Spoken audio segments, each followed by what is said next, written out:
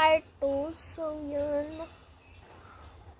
Yung nasa likod kong nasa likod kong kaklase. Alam niyo guys, nangyari sa kanya. Alam niyo, nagsinungaling siya. Ako kasi nag-check. Tapos, sabi ng teacher ko, totoo pang 6 yan, Aliyah? Sabi ko, sabi pala ng teacher ko, siguradong ka, macho.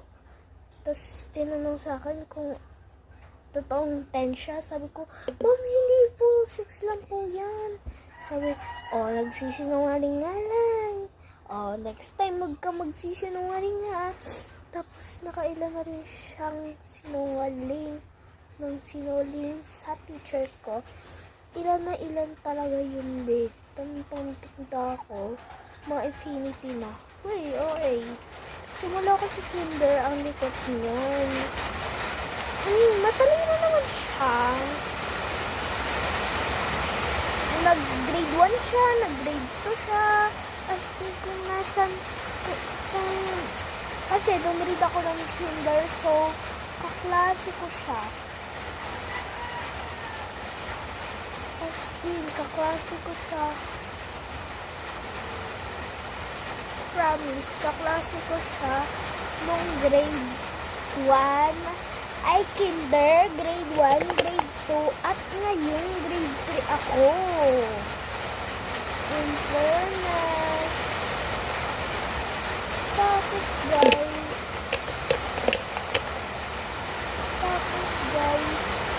alam niyo yun, tapos nag-guidance rin siya.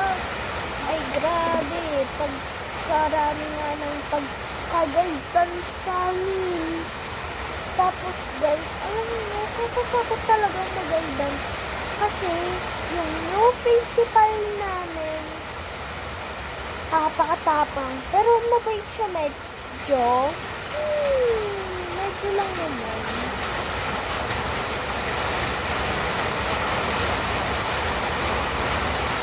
Pero yung pag-ugali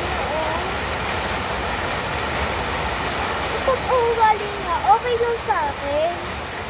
Kasi guys, naman kasi ako, achiever ng grade 2. Sadya yun, okay lang sa akin na pagalitin ako at magayudan. Guys, bukas pala walang pasok kami. 21 kasi holiday at 25! Lakas ng ulan, grabe! Part 3 na lang ulit